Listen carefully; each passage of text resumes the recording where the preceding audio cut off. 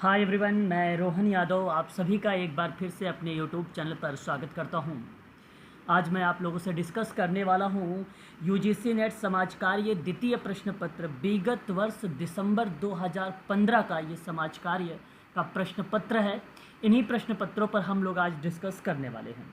तो देखिए, पहला प्रश्न आपके सामने कहता है कि समाज कार्य की कौन सी पद्धति सामाजिक नीति को समाज कल्याण में बदलने की प्रक्रिया से संबंधित है। चार ऑप्शन आपके सामने है। पहला ऑप्शन कहता है समाज कार्य अनुसंधान, दूसरा ऑप्शन कहता है कि सामुदायिक संगठन, तीसरा ऑप्शन कहता है सामाजिक क्रिया और चौथा ऑप्शन कहता है समाज कल्याण प्रशासन। तो इस प्रश्न का जो सही जवाब होगा वो ऑप्शन नंबर आपका डी होगा, यानी फोर्थ ऑप्शन आपका करेक्ट है। समाज कल्याण प्रशासन ही बेसिकली सामाजिक नीति को समाज कल्याण में बदलने की प्रक्रिया से संबंधित माना जाता है। तो इस प्रश्न का सही जवाब ऑप्शन नंबर 4 यानी डी। क्वेश्चन नंबर सेकंड है, स्थिति में व्यक्ति पर्सन इन सिचुएशन की अवधारणा दी गई है। Option A Mary Richmond, option B Florence Hollis और ऑप्शन सी यानी थर्ड अगर हम बात करते हैं तो एच बर्टलेट और ऑप्शन 4 यानी डी चार्ल्स कोले। तो यहाँ पर्सन इन सिचुएशन की अवधारणा किस विद्वान के द्वारा दी गई है? ऑप्शन नंबर बी यानी सेकंड ऑप्शन आपका यहाँ पे करेक्ट माना जाएगा। दूसरा ऑप्शन आपका सत्य है यहाँ पर।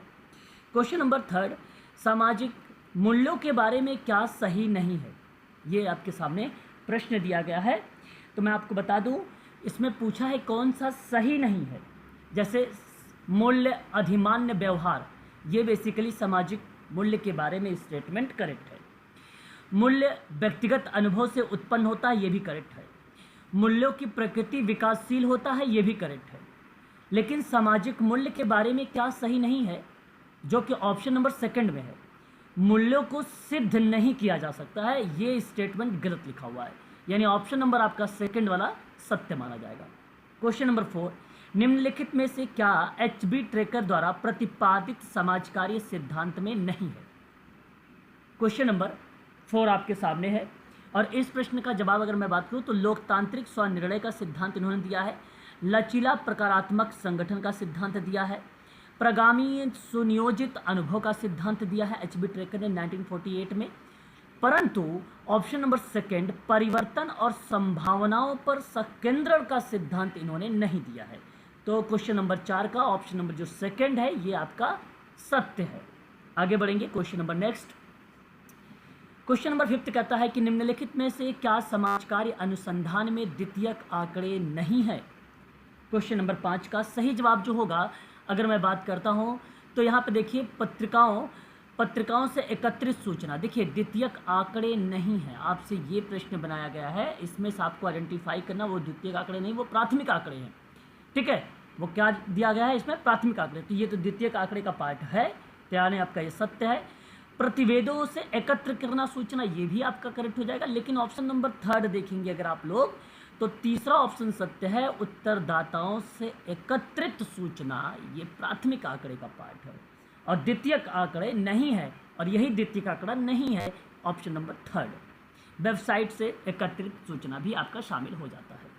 क्वेश्चन नंबर 5 का ऑप्शन जो जाएगा वो 3rd वाला ऑप्शन आपका करेक्ट होगा। आगे बढ़ेंगे नेक्स्ट सवाल। अगला क्वेश्चन आपके सामने है, हालांकि question number 6, community welfare organisations principal and practice नामक पुस्तक किसके द्वारा लिखी गई है? मैं आप लोगों को इसके बारे में पढ़ा चुका हूं। क्वेश्चन नंबर 6 का अगर मैं बात करता हूं, ऑथर डनहम का नाम। ऑथर डनहम ने 1893 और 1980 समाज सुधार कार्यकर्ता थे। उन्होंने community welfare organisation principal and practice नामक पुस्तक को लिखा है और यह सही जवाब है। बेसिकली इसमें इन्होंने 28 सिद्धांतों के बारे में जिक्र किया था, 7 सिद्धांत जो है शीर्ष पे रखे थे। क्वेश्चन नंबर 7 कि समव्यवहार विश्लेषण सिद्धांत में अहम अवस्थाओं में क्या शामिल नहीं है?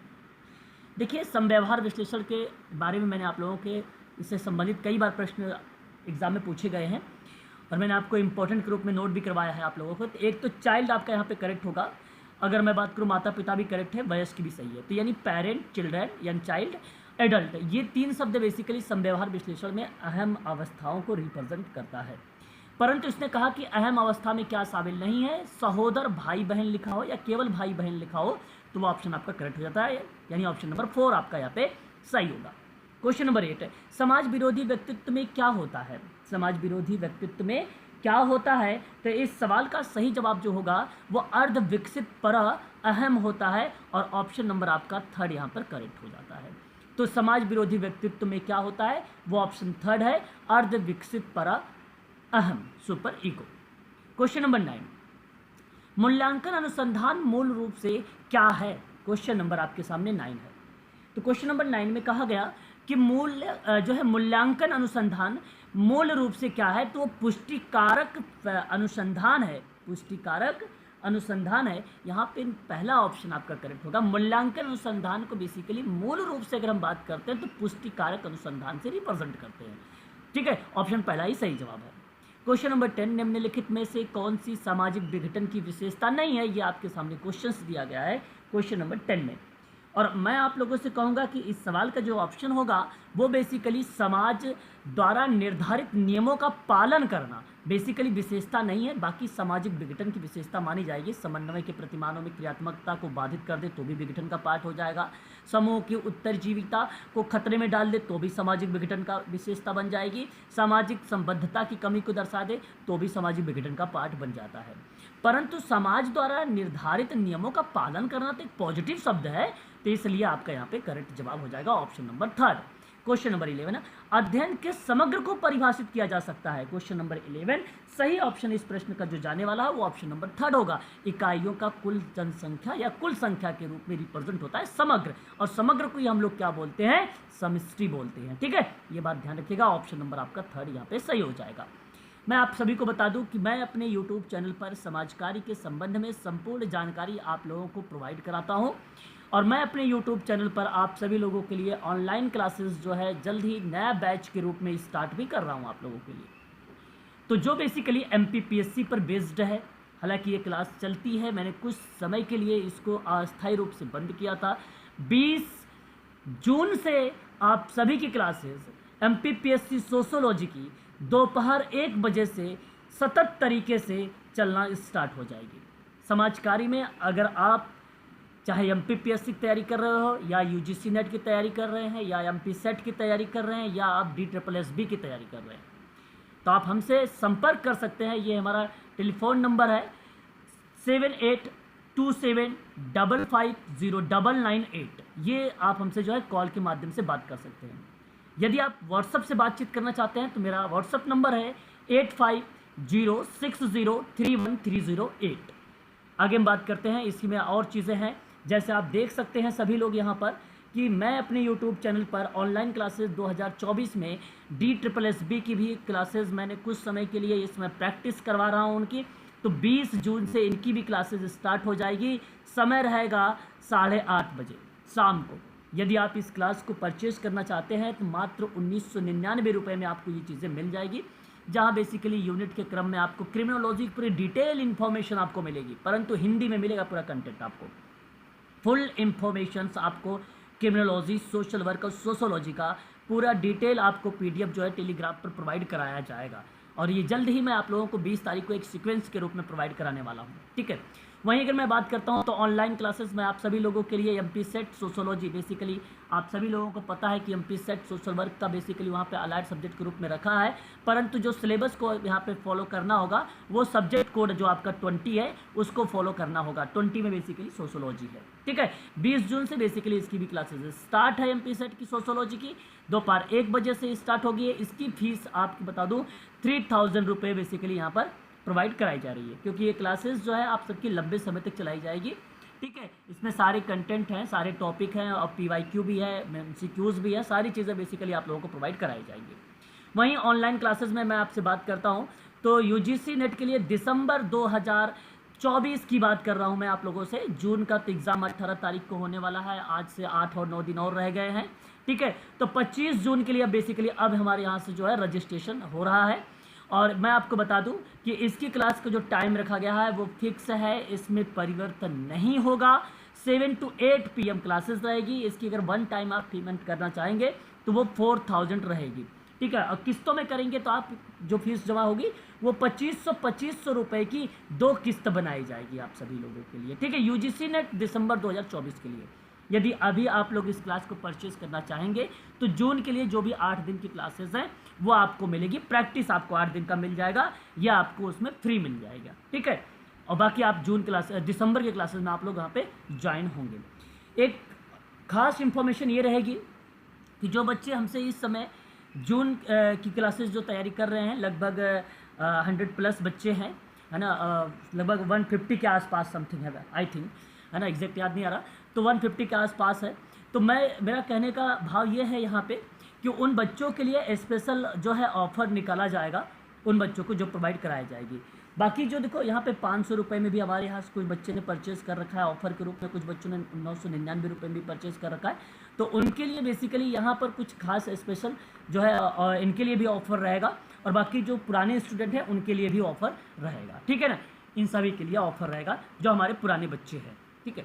और अधिक जानकारी के लिए मैंने नंबर अपना दे रखा है, आप आसानी से वहाँ से भी जाकर हमसे संपर्क कर सकते हैं, ठीक है। तो मेरे यूट्यूब चैनल पर समाज कार्य के संबंध में और समाजशास्त्र के संबंध में आप सभी को संपूर्ण जानकारी प्रोवाइड कराई जाएगी, ठीक है। आगे बढ़ेंगे और क्वेश्चन को लेंगे हम लोग। अगला प्रश्न हमारे सामने ये आता है कि सिगमंड फ्रायड से सिद्धांत के अनुसार व्यक्तित्व में शामिल किया गया है। क्वेश्चन नंबर 12 आप सब बता सकते हो। सिगमंड फ्रायड अचेतन मन और सुरक्षा मैकेनिज्म आदि कार्यों के लिए विख्यात है, और ये इस धारणा के भी जन्मदाता हैं कि कामेच्छा मानव जीवन की प्रमुख वाहक ऊर्जा के रूप में कार्य करती है। तो मैं आप लोगों से कहूँगा कि केवल इदम अहम परा अहम ऑप्शन का चुनाव करिए। ऑप्शन नंबर जो 3rd होगा वो व्यक्तित्व को शामिल करता है। ऑप्शन नंबर 3rd आपका करेक्ट माना जाएगा। दिसंबर 2015 का विगत वर्ष के प्रश्न पत्रों को आप लोग सॉल्व कर रहे हो। आगामी परीक्षा 18 जून की है। आप सभी को यहाँ से आपको एक आध प्रश्न तो तय है, मिल जाएगा ही। क्वेश्चन नंबर अगर बात करते हैं 13, नीचे से ऊपर की ओर बॉटम अप की बात करते हैं इसकी अवधारणा को लेकर। यहाँ पे देखिए मैं आपको बता दूं, मेगा नियोजन है, बृहत नियोजन है, और उसके बाद मध्यम नियोजन है, और एक सूक्ष्म नियोजन है। ये बेसिकली एक प्रकार से अगर मैं बात करता हूँ नीचे से ऊपर की ओर बॉटम अप की अवधारणा किससे संबंधित है। क्वेश्चन नंबर 13 में अगर मैं बात करता हूँ ये सूक्ष्म नियोजन का रिलेटेड है। यहाँ मैं ऑप्शन नंबर 4 का चुनाव करूँगा जो कि ये बॉटम अप है, ठीक है, बॉटम अप है, नीचे से ऊपर की ओर, ठीक है, सूक्ष्म नियोजन का पार्ट होता है। पाउले फ्रेरे की बात कर लेते हैं। इन्होंने कहा कि अभिगम के संक्षिप्त वर्णन के रूप में, क्वेश्चन नंबर 14 में मैं आपसे बता दूं कि पाउले फ्रेरे ब्राज़ील के शिक्षाविद एवं दार्शनिक थे जिन्होंने क्रिटिकल शिक्षण के पक्षकार के रूप में भी जाने जाते हैं। शुद्धिमतीकरण का सिद्धांत दिया, चैतन्यकरण का सिद्धांत दिया, सामाजिक क्रिया में बेसिकली बिट्रो वाली जो प्रारूप दिए गए हैं उन प्रारूपों में एक प्रारूप आता है चैतन्यकरण का सिद्धांत जो पाउले फ्रेरे को रिलेट करता है। मैंने ट्रिक आप लोगों को ऑनलाइन क्लासेस में बताया हूँ, पैडागोजी शब्द, उन ट्रिक को माध्यम से आप पाउले फ्रेरे से काफ़ी क्वेश्चंस को आप सत्य कर सकते हो। तो क्वेश्चन नंबर 14 में अगर मैं आप लोगों से बात करता हूँ तो इस प्रश्न का सही जवाब होगा लोगों के साथ सक्रिय परिवर्तन प्रक्रिया के रूप में रिप्रेजेंट होता है अभिगम। संक्षिप्त वर्णन में यही ऑप्शन आपका करेक्ट होगा। क्वेश्चन नंबर अगर हम बात करते हैं 15 नंबर का, 15 नंबर कहता है कि प्रायोगिक अध्ययन का मतलब हमें बताना है। एक्सपेरिमेंटल स्टडी का भाव क्या हो सकता है। क्वेश्चन नंबर 15 सही जवाब होगा बेसिकली मूल अध्ययन के पूर्व सीमित स्तर पर किया जाने वाला प्रारंभिक अध्ययन जो होता है उसी को प्रायोगिक अध्ययन कहते हैं। इसलिए ऑप्शन नंबर पहला आपका यहाँ पे करेक्ट मान लिया जाएगा, option number A first. Question number 16 स्थिर और नियंत्रण चर का उपयोग किया जाता है। स्थिर और नियंत्रण चर का उपयोग किया जाता है। ये 4 ऑप्शन आपके सामने प्रस्तुत हैं और सही ऑप्शनों का अगर आपको जवाब कर देना है, स्थिर और नियंत्रण चर का उपयोग बेसिकली प्रयोगात्मक अनुसंधान में होता है, इसलिए ऑप्शन नंबर आपका 4 सत्य है।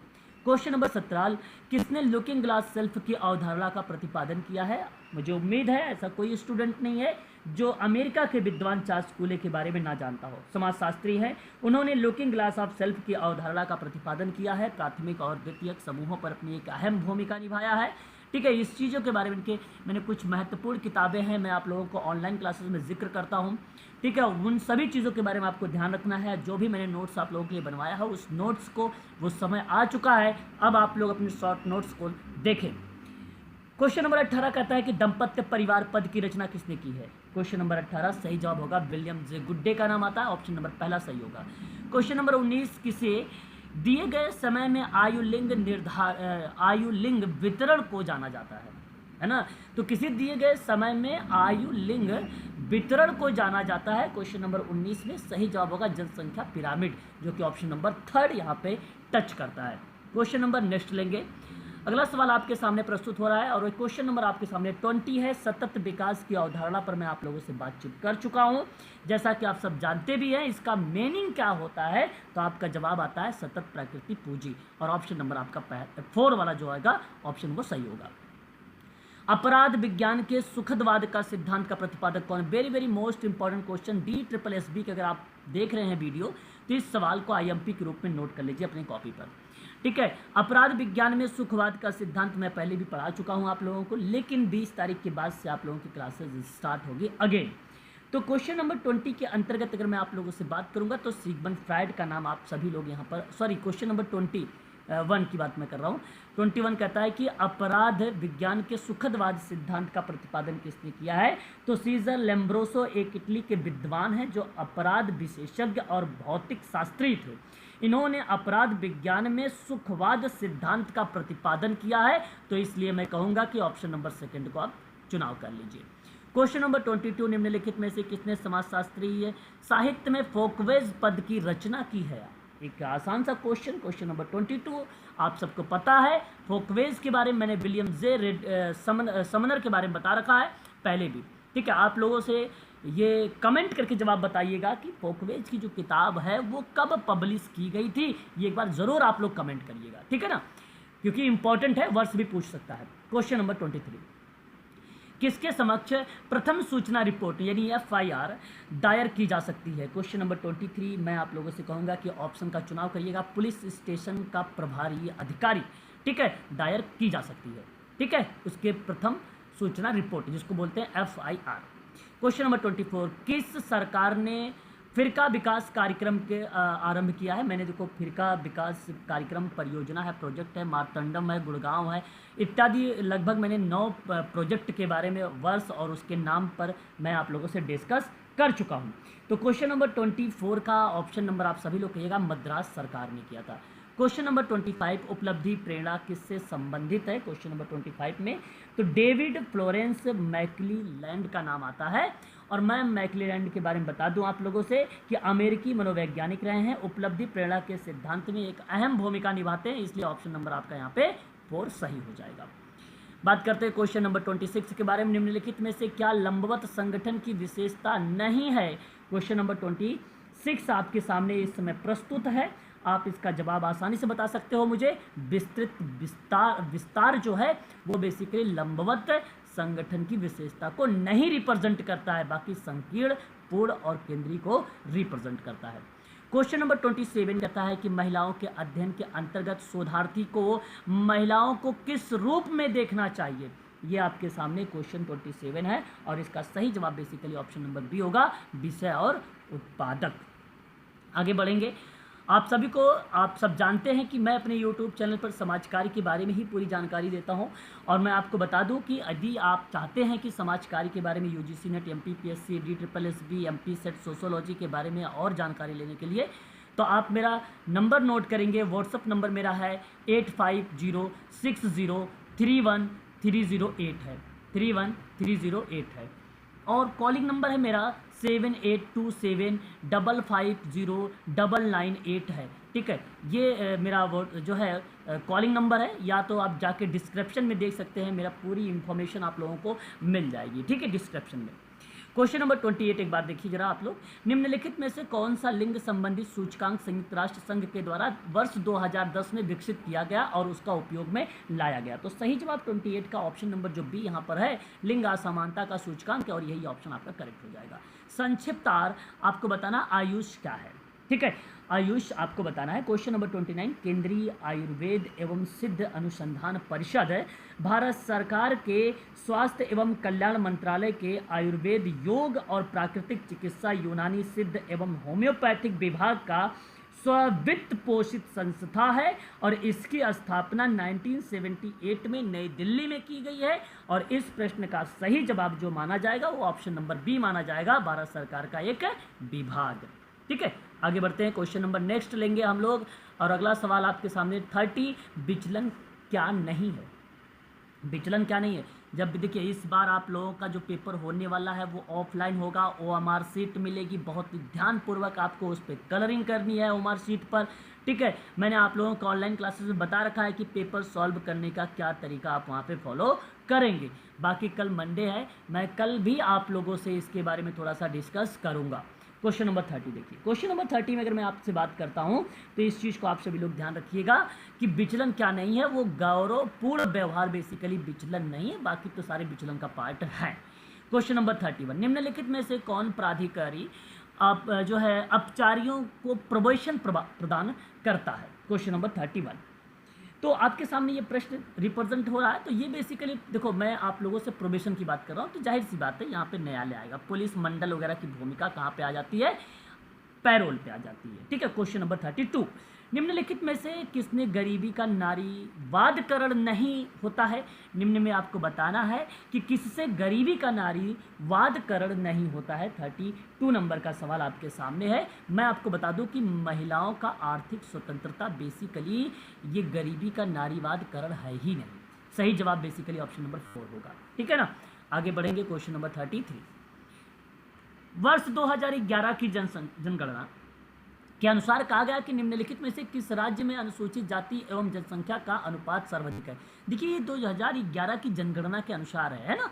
तो यहाँ पर आप, हालांकि ये प्रश्न एग्जाम में नहीं आएगा, ये मैं आपको बता दूं कि यहाँ से कोई बिल्कुल ही पूछा नहीं जाएगा आप लोगों से कि कहाँ जनसंख्या ज़्यादा है कहाँ जनसंख्या कम है। बेसिकली ये प्रश्न 2011 में जनगणना हुई थी, तो उसके बाद 2015 में पेपर पूछ लिया गया था। ठीक है, तो हालांकि तब उस समय की अगर मैं आप लोगों से डेटा की बात करता हूँ तो वहाँ ऑप्शन आपका 4 करेक्ट हुआ था, जो है मिजोरम। ठीक है, आगे बात करता हूँ क्वेश्चन नंबर 34 के बारे में। देखिएगा 34 नंबर का सवाल आपके सामने प्रस्तुत हो गया है और कहता है कि विचारों कि किस संप्रदाय ने बाल अपराध की व्याख्या करने में सामाजिक विघटन की अवधारणा का उपयोग किया है। मैं आप सबको बता सकता हूँ क्वेश्चन नंबर 34 का, शिकागो संप्रदाय की पहचान शहरी सामाजिक पृष्ठभूमि में बेसिकली अग्रणी रही है। शिकागो संप्रदाय ने बाल अपराध की व्याख्या करने में सामाजिक विघटन की अवधारणा का उपयोग किया है। तो इस आधार पे आप कह सकते हो कि शिकागो संप्रदाय इस प्रश्न का ऑप्शन है या उत्तर है। 35, गुणों का शिकार किससे सबसे ज़्यादा संबंधित होगा, है ना। गुणों का विकार जो है, गुणों का विकार किससे सबसे ज़्यादा संबंधित है, ये 35 नंबर का सवाल है। और आप कह सकते हैं कि व्यक्तित्व विकार से। 36 कहता है सुधार गृह का नया नाम आपको बताना है 36 में, और आप बता भी सकते हो इस सवाल का जवाब भी, तो ऑप्शन आपका जाना चाहिए 3rd, पर्यवेक्षण गृह। क्वेश्चन नंबर 37, समान पारिश्रमिक अधिनियम 1976 उपबंध करता है। 37 के आधार पर अगर मैं आप लोगों से बातचीत कर रहा हूँ तो मेरा कहने का जो आशय है वो महिलाओं और पुरुषों के लिए समान कार्य के लिए समान भुगतान करना, ये बात सही है। समान पारिश्रमिक अधिनियम में 1976 में, और भर्ती के समय महिलाओं के साथ किसी भी प्रकार का भेदभाव नहीं होना चाहिए, ये भी बात सत्य है। और नियोक्ता के लिए कामगारों के रजिस्टर रखना आवश्यक है, ये भी बात सत्य है। तो यहाँ तीनों करेक्ट है, इसलिए कूट में जाएगा 1 2 A B C, यानी ऑप्शन नंबर आपका फर्स्ट करेक्ट हो जाएगा। क्वेश्चन नंबर 38, एक तरफ आपके सामने प्रारूप प्रस्तुत है, दूसरी तरफ वहाँ पे पद्धति दी गई है। आपको बताना कौन किससे रिलेट कर रहा है प्रारूप, है ना। तो मैं आपको बता दूं सामाजिक नियोजन सामुदायिक संगठन को रिलेट कराता है, ये बात सत्य है। व्यवहारगत अशोधन मतलब होता है मॉडिफिकेशन, ये सामाजिक वैयक्तिक कार्य को रिप्रेजेंट करता है, जैसा कि आप सबको पता है। पारस्परिक प्रारूप एक होता है जो बेसिकली सामाजिक समूह कार्य को रिप्रेजेंट करता है। और संचेतना एक शब्द होता है जो सामाजिक क्रिया, संचेतना के बारे में आपको पता है, मैंने अभी बताया भी था आपको, पाउलो फ्रेरे का नाम, इसी को चैतन्यकरण भी कहा गया है। ठीक है, याद रखिएगा। तो इस सवाल का अगर मैं आप लोगों से जवाब चाहता हूं तो ऑप्शन नंबर आप सभी लोग बी, यानी सेकंड वाला ऑप्शन जो जा रहा है वो आपका करेक्ट माना जाएगा। क्वेश्चन नंबर नेक्स्ट, आपके सामने प्रश्न यहाँ पर ये प्रस्तुत है, कहता है सूची 1 और सूची 2 से हमें मिलान कराना है। शास्त्रीय अनुकूलन की अगर मैं बारे में आपसे बात करता हूँ तो आप लोग कहते हो कि प्रतिस्थापन जो है अधिगम को रिलेट कराता है। क्रिया प्रसूत अनुकूलन की अगर मैं बात करता हूँ आप लोगों से तो आप सभी लोग कहते हो कि प्रतिक्रिया और शोधन है जो बेसिकली रिलेट कराता है किसको करता है, OCT को करता है, BF स्किनर का एक कॉन्सेप्ट है। शास्त्रीय अनुबंधन का सिद्धांत इवान पैट्रिक पावलोव का नाम आ जाएगा। बौद्धिक भावनात्मक जो है एरिनबर्ग का नाम आ जाता है।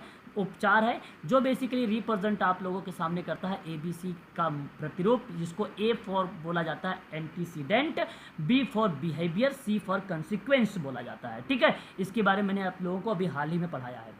समव्यवहारिक विश्लेषण में आप सबको पता है कि माता पिता आ जाता है, वयस्क आ जाता है और बच्चा भी आ जाता है, जैसा कि इसी पेपर में आपने देखा है। ऊपर ये सवाल मैंने आप लोगों से टच करवाया था, उसमें पूछा गया था कि कौन सा नहीं है, तो आप लोगों ने भाई बहन को वहाँ से एलिमेंट कर दिया था। 39 का सही ऑप्शन जो जाना चाहिए वो ऑप्शन नंबर डी आपका करेक्ट होगा। आगे बढ़ेंगे। सवाल आपके सामने कहता है कि यहाँ पे 40 नंबर का कि यौन अपराध है से बच्चों की सुरक्षा का एक अधिनियम है, जैसा कि आप सब भली भांति तरीके से जानते हैं, जो 2012 को टच करता है।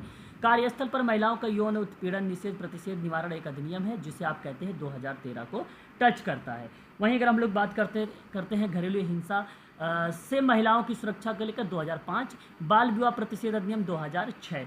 तो इस प्रश्न का जवाब भी आप लोग मुझे बता सकते हो कि ऑप्शन नंबर जो जाना चाहिए वो ऑप्शन आपका करेक्ट कौन सा होना चाहिए। पहला वाला सत्य हो जाएगा आपका। ठीक है, ऑप्शन नंबर यानी फर्स्ट एक।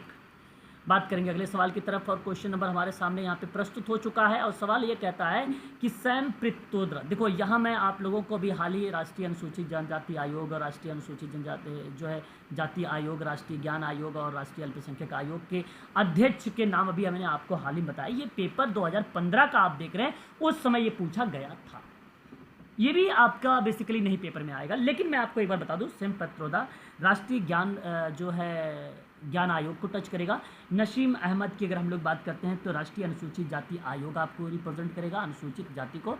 और PL पुनिया की बात अगर मैं आप लोगों से करता हूं तो राष्ट्रीय अनुसूचित जाति आयोग हो जाएगा। सॉरी PL पुनिया यहाँ पर टच होगा, राष्ट्रीय अनुसूचित जाति आयोग का। और अनुसूचित जनजाति आयोग बेसिकली यहाँ पे नसीम अहमद अल्पसंख्यक को टच करेगा भाई, राष्ट्रीय अल्पसंख्यक। ये 2011 के समय की बात है, उस समय जो पूछा गया था वो है। अब वर्तमान में मैंने आप लोगों को नाम नोट करवाया है, आप लोग उसे देख लीजिएगा। रामेश्वर उरांव की बात करते हैं तो ये बेसिकली रिप्रेजेंट करेंगे राष्ट्रीय अनुसूचित जनजाति आयोग को। ठीक है, तो इस आधार पे अगर मैं बात करूंगा तो ऑप्शन नंबर आपका जो पहला जा रहा है यहाँ पर पहला ही करेक्ट है। लेकिन ये एग्जाम में प्रश्न 18 तारीख को नहीं पूछा जाएगा, लेकिन वर्तमान में कौन है ये पूछा जा सकता है। ये 80% की गारंटी मैं ले सकता हूँ। तो इसलिए वर्तमान में जो मैंने अभी आपको नोट करवाया है, तो प्लीज़ एक बार अपने नोट्स को खोलिए और उसको एक बार चेक करें। क्वेश्चन नंबर 42, अभिकथन समाज कार्य एक मानव अधिकार व्यवसाय है। ये बात मैं आप लोगों से कहूँगा कि ये सत्य है, इसमें कोई दो राय नहीं है। वहीं मैं अगर आपसे बात करता हूँ सेवार्थी की समस्या का समाधान उसके निर्णय अनुसार किया जाना चाहिए, ये भी बात सत्य है। इसलिए मैं कहूँगा कि ऑप्शन पहला सत्य है, A, R दोनों सही माने जाएंगे। क्वेश्चन नंबर नेक्स्ट आपके सामने प्रस्तुत हो रहा है। प्रश्न ये कहता है कि सहभागी मानकों और मूल्य समझ के साथ नेटवर्क के समूह के अंदर और समूहों के बीच सहयोग को आसान बनाता है, इसे सामाजिक मूल्य कहा जाता है। मैं आप लोगों से कहूँगा कि इस पॉइंट को आप करेक्ट करिए। और नेटवर्क समूहों और व्यक्तियों के बीच में वास्तविक वैश्विक संबंध है, ये भी बात सत्य है। दोनों स्टेटमेंट करेक्ट है, इसलिए ऑप्शन नंबर आपका C सही चला जाएगा। क्वेश्चन नंबर नेक्स्ट देखेंगे 44 नंबर का, कहता है कि समान अंतिम व्यवस्था में विभिन्न आरंभिक स्थितियों और विभिन्न प्रक्रियाओं के माध्यम से पहुंचा जा सकता है। तो मैं आप लोगों से कहूँगा कि ये पॉइंट आपका सत्य है। संतुलन की व्याख्या सामान्य शारीरिक संतुलन के पद से ही की जा सकती है, इसलिए ये भी स्टेटमेंट आपका करेक्ट होगा। मैं कह सकता हूँ कि ऑप्शन नंबर 4 जो A, R दोनों हैं, ये दोनों के दोनों सत्य है। क्वेश्चन नंबर 45, समय उपयोग सर्वेक्षण और गैर कार्य समय के आवंटन और दक्षता का परीक्षण करता है। क्या यह स्टेटमेंट आपका करेक्ट है? तो मैं आप लोगों से कहूँगा कि यस, ये स्टेटमेंट करेक्ट है। और समय उपयोग सर्वेक्षण महिलाओं के अदृश्य कार्य को दृश्य बनाता है, ये भी स्टेटमेंट करेक्ट है। इसलिए दोनों स्टेटमेंट करेक्ट होंगे और ऑप्शन नंबर आपका 4 सत्य हो जाएगा। अब हम बात करेंगे अनसीन पैसेज के बारे में। आप सभी लोग देख रहे हैं ये गद्यांश यहाँ पर आपके सामने प्रस्तुत हुआ है। मैंने इसका ट्रिक बता रखा है आप लोगों को, उन ट्रिक को फॉलो करके इन प्रश्नों को सॉल्व करने का आप सभी लोग जो है इस समय प्रैक्टिस करें, प्रयास करें। यदि आप लोगों को गद्यांश को सॉल्व करने में कोई प्रॉब्लम आ रही है तो आप हमसे बातचीत भी कर सकते हैं, ठीक है। मैं अपने यूट्यूब चैनल पर पहले भी बता चुका हूँ, समाज कार्य समाजशास्त्र के संबंध में संपूर्ण जानकारी प्रोवाइड कराता हूँ। अधिक जानकारी के लिए डिस्क्रिप्शन में मेरा कॉन्टैक्ट नंबर दिया गया है, या तो आप चाहो नोट कर सकते हो कि 7827550998 है। इस पर आपका जो है मेरे कॉल से बात हो जाएगी। यदि आप मुझसे व्हाट्सअप से बातचीत करना चाहते हैं तो व्हाट्सअप नंबर है 8506031308 है। ठीक है, ये के संबंध में आप जानकारी भी ले सकते हैं। अपने यूट्यूब चैनल पर आप सबको पता है MPPSC की ऑनलाइन क्लासेस मैं प्रोवाइड करा रहा हूँ आप लोगों से। साथ ही साथ मैं आप लोगों को DSSB MP सेट और UGC नेट दिसंबर 2024 की भी क्लासेस स्टार्ट हो जाएगी 25 तारीख से। रजिस्ट्रेशन इसका स्टार्ट है, आप चाहो तो क्लास को ज्वाइन कर सकते हो। ठीक है, आज के लिए बस इतना ही, मिलते हैं हम लोग कल की क्लास में।